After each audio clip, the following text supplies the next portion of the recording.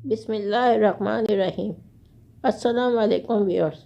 आज मैं आपके लिए जो गाड़ी लेके आया हूँ उसका नाम है Toyota Corolla XLI।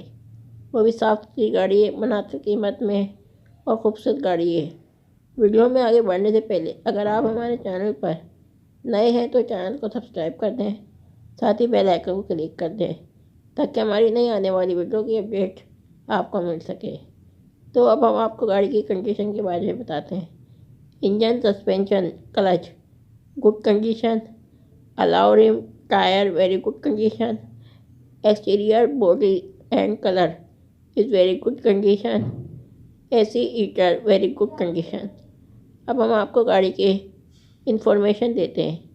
Model year 2004, mileage 85,000 kilometre, transmission manual, engine type petrol, engine capacity 1300 CC, registration city Islamabad, body type sedan, exterior colour white, assembly local.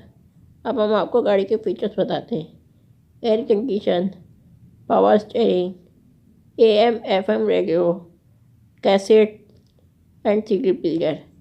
गाड़ी के ऑनर ने गाड़ी की कीमत 12 लाख रुपए बताई है। अल्लाह हाफ़िज़।